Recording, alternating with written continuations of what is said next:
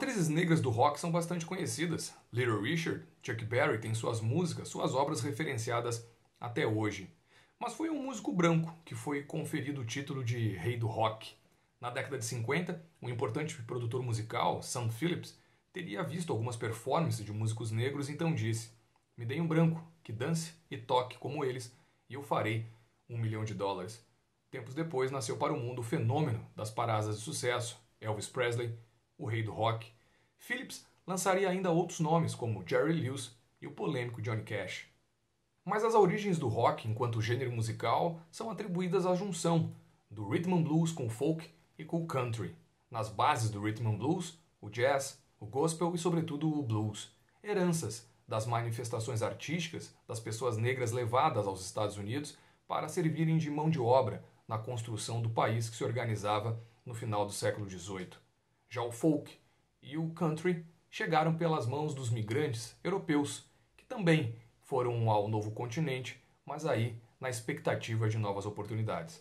E talvez esteja aqui o ponto que permita afirmar que de fato o rock é o grande gênero musical nascido sob as crises da modernidade, porque é na junção das culturas das pessoas que foram aos Estados Unidos para fazer acontecer as pretensões do liberalismo que o ritmo se inicia. De um lado, as expectativas dos migrantes europeus cantando os novos tempos, de outro, a melancolia dos africanos escravizados em nome de um progresso. E as músicas têm essas características. O folk, o country, agitados, cantando ansiedade. O blues, tristeza, melancolia. E essas referências porque o riff de hoje é sobre racismo. E para me ajudar a decifrar algumas notas, alguns tons desse riff, eu convidei Luciano Góes, que é mestre em Direito pela Universidade Federal de Santa Catarina e doutorando também em Direito pela UNB. Luciano também é advogado e músico e conversou comigo sobre genocídio do povo negro e resistências. Seja muito bem-vindo, Luciano. Tudo bem, Marcelo? É um prazer estar contigo trocando essa ideia, parceiro. Que bom, muito feliz em te receber. Como eu anunciei o riff de hoje, então, sobre o tema racismo, gostaria que tu nos ajudasse a entender um pouco sobre isso, passando por dois tons: genocídio do povo negro e também resistência.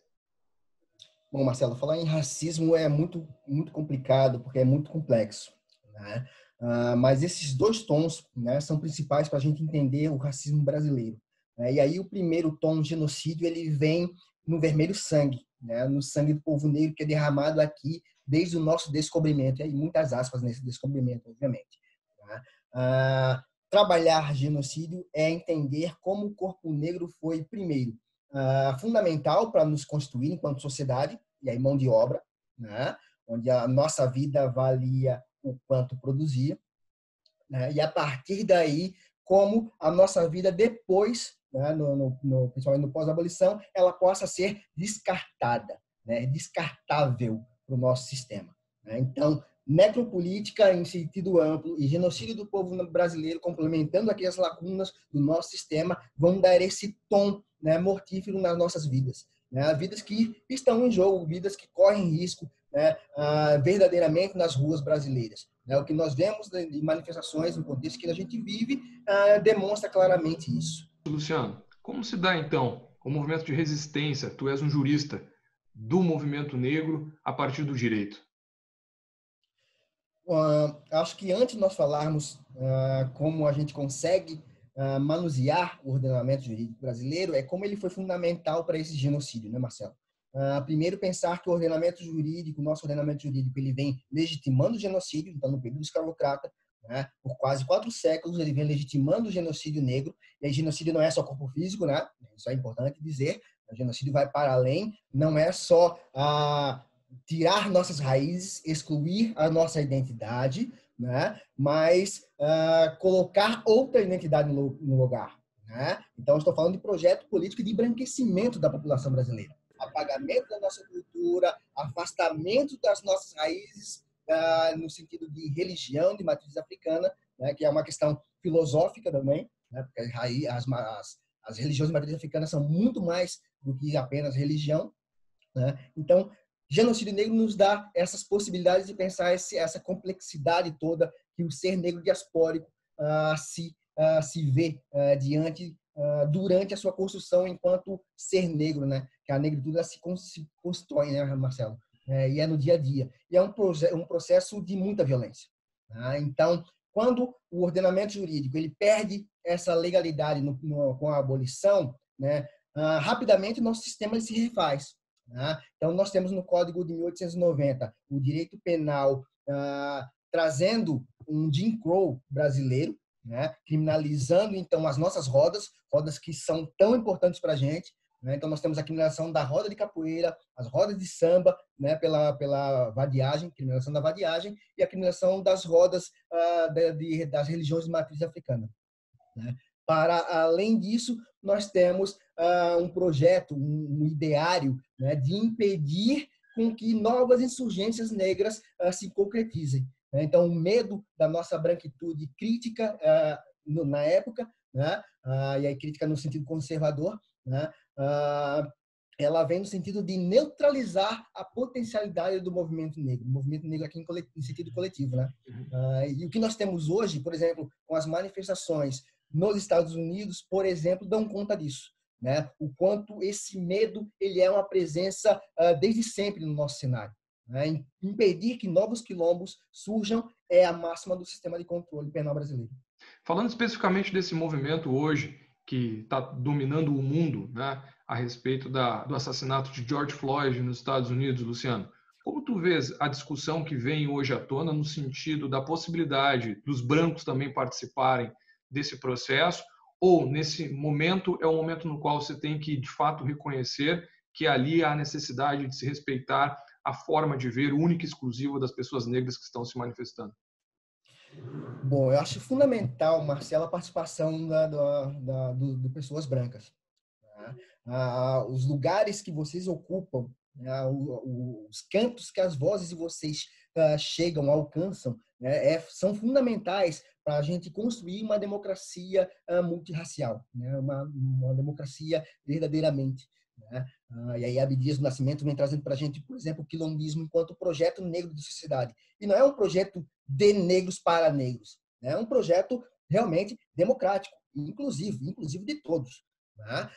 Então, pensar o papel do branco, né? Da pessoa branca, nesse contexto, né? É pensar em práticas antirracistas, né? Em desconstrução. Primeiro, conscientização de que a branquitude, né? O ser branco é construído a partir do racismo e a partir do genocídio. Né? Porque o branco se constitui enquanto hegemonia, né? Enquanto norma. Então, nós temos as religiões colocadas, nós temos a educação colocada, tudo em termos brancos, tudo em tons brancos, em tons claros. Né? Então, denegrir esses espaços, né? E aí as reconceituações de palavras são importantes porque a gente coloca em outro tom, e aqui em tom alto. Né? E aí a roda de samba vem muito nesse sentido, de partir do alto mesmo, de fazer escutar. Né?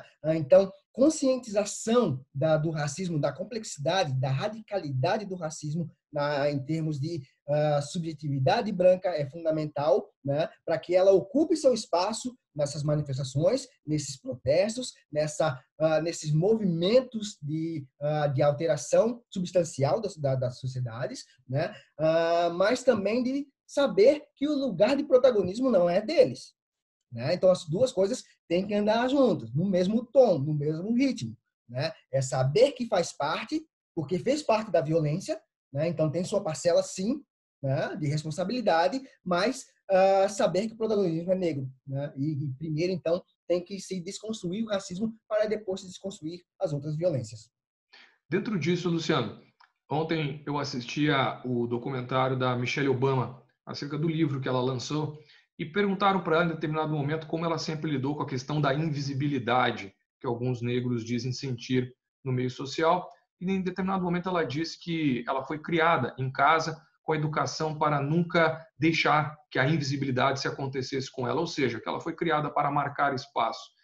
Mas me pareceu um pouco, talvez, preocupante a ideia de que, muitas vezes, apesar de muitos negros quererem sim marcar um determinado espaço, eventualmente algumas instituições e a forma como o poder acaba girando não permite isso. Como se dá essa relação do povo negro querer marcar um espaço em determinado lugar e essa relação que se dá, portanto, com a invisibilidade e com a falta de atenção?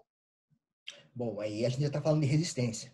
Né? As nossas resistências, elas começam em casa. quando nós nos identificamos e passamos a ter a noção de que somos diferentes, racialmente diferentes. Né? O racismo tem essa violência, normalmente a gente se depara com ela na infância.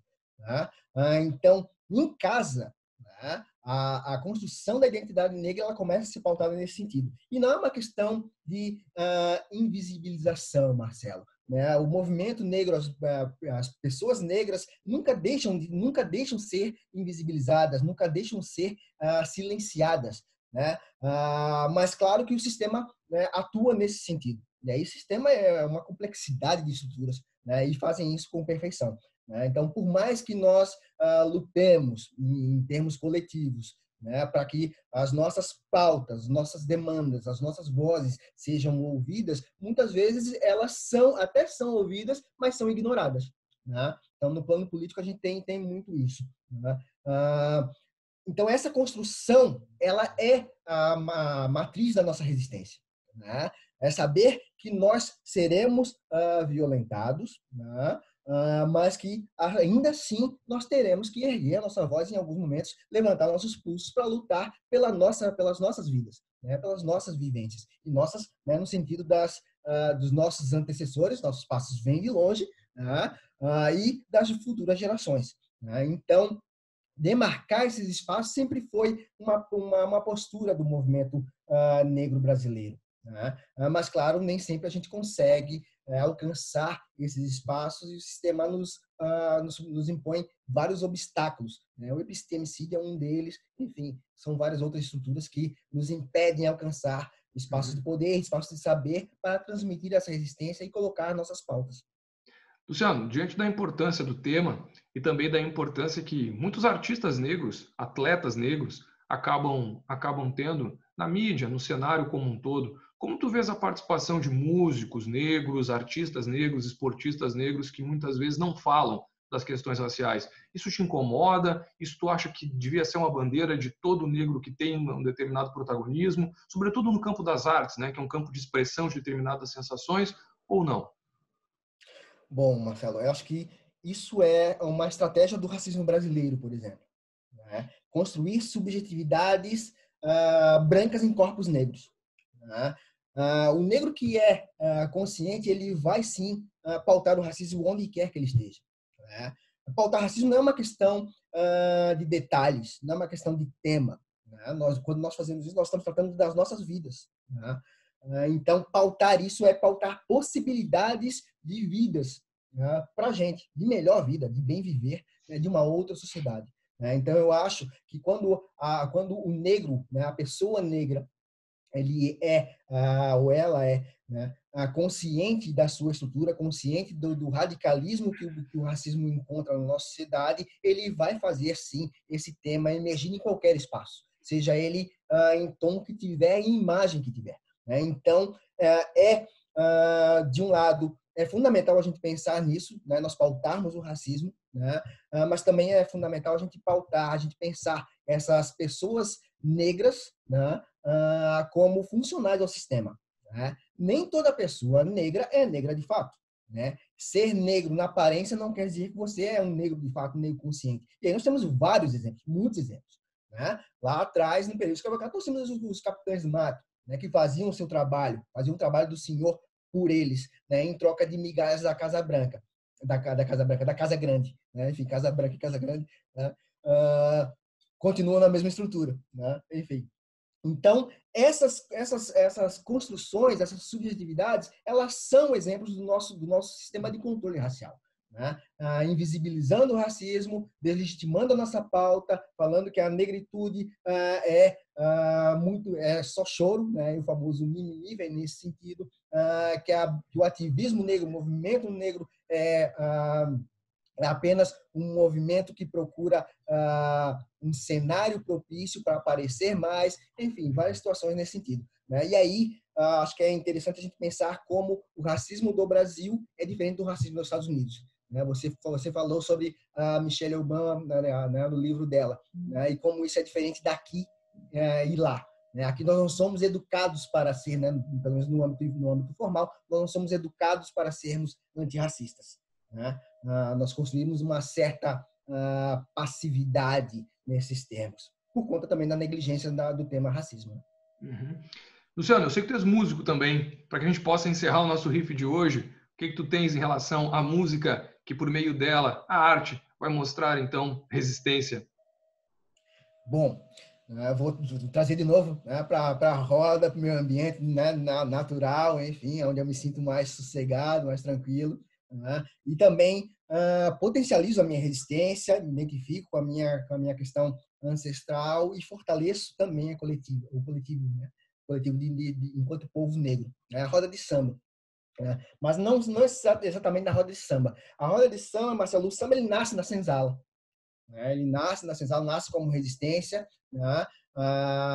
Sob toda a violência das chibatas, enfim, dos troncos. Depois ele chega nos quilombos, enfim, aí toma outro contexto, né? Então é sempre um espaço de resistência, né? E de organização política mesmo, né? Do movimento negro.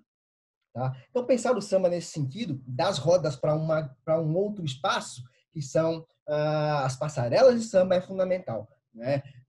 Para ilustrar a nossa conversa, né, eu trago o samba enredo, né, da Vila Isabel, de 1988, que zomba a festa da raça. 1988, centenário da falsa abolição. Né? Vila Isabel, com samba de Luiz Carlos da Vila, entra na avenida, vai ganhar o título, né, do Carnaval do Rio de Janeiro e vai mostrar, né, esse protagonismo negro. Né? Então, ao invés de falar sobre a violência racial diretamente, ela vai falar sobre a resistência negra, né? Vai trazer vários aportes da negritude brasileira, né? E como ela sobrevive durante esses 100 anos, né, após a abolição da escravatura, esse presente, né, embalado em papel jurídico. Né? Enfim, e aí pensar nessas questões, vai falar de Palmares, né?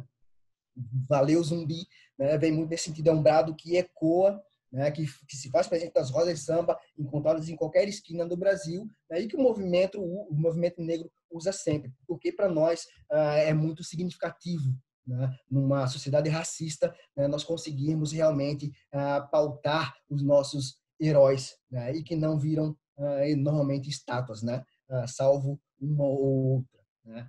Então, fica aí, né, o convite para vocês procurarem, né, a letra do samba, né, que zomba a festa da raça, e também tem disponível o, o vídeo, né, o desfile, apesar de ser um pouco antigo, né, mas vale a pena dar uma olhada para a gente contextualizar o racismo.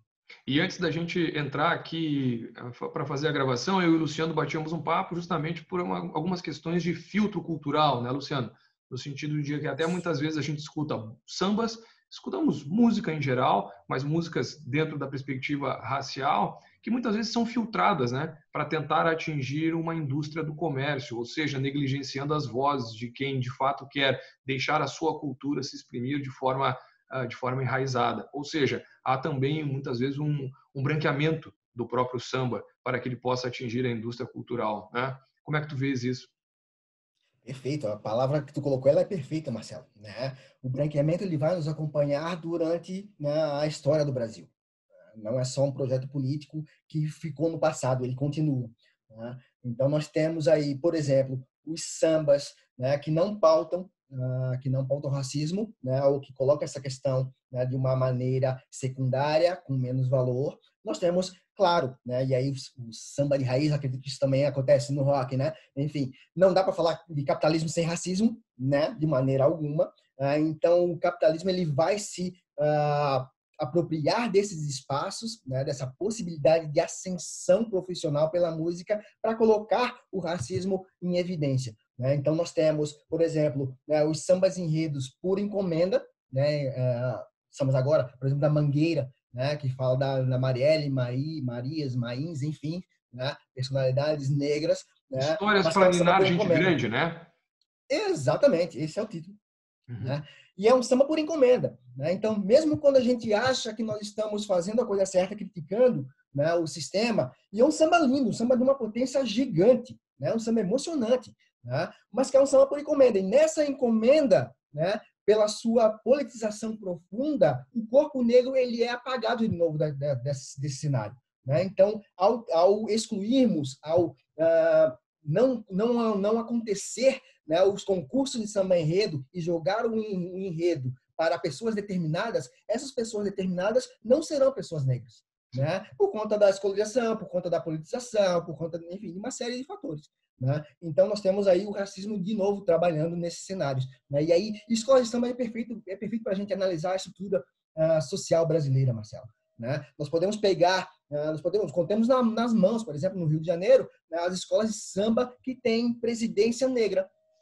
Né? Normalmente, isso acontece aqui também em Florianópolis, né? Normalmente as presidências, né, são brancas, as diretorias são brancas, né? As estruturas de poder, né, são brancas. E os negros entram, né, novamente aí com a força física, né, nas baterias, empurrando carros, né, nos ateliês, enfim, toda a estrutura. Né? Então, a gente pode também pensar a nossa sociedade a partir desses espaços. E aí, no samba, no rock, né? No axé, no funk, né? Como os corpos negros são invisibilizados nesses espaços. Ok. Tema hoje pesado, um tema importante, mas um tema que tem muito, com certeza, muito ainda para ser trabalhado. O riff de hoje foi sobre racismo e por isso o Luciano Góes esteve conosco. Luciano, muito obrigado por ter feito parte aqui do nosso projeto do Direito ao Rock, onde a gente pretende utilizar o rock aí como um paradigma cultural, ambiente próprio para as contestações, para trabalhar uma intersecção de forma crítica com alguns institutos do direito ou institutos da própria sociologia, da própria antropologia, que tem a ver também com institutos jurídicos. Obrigado, meu parceiro. Muito obrigado.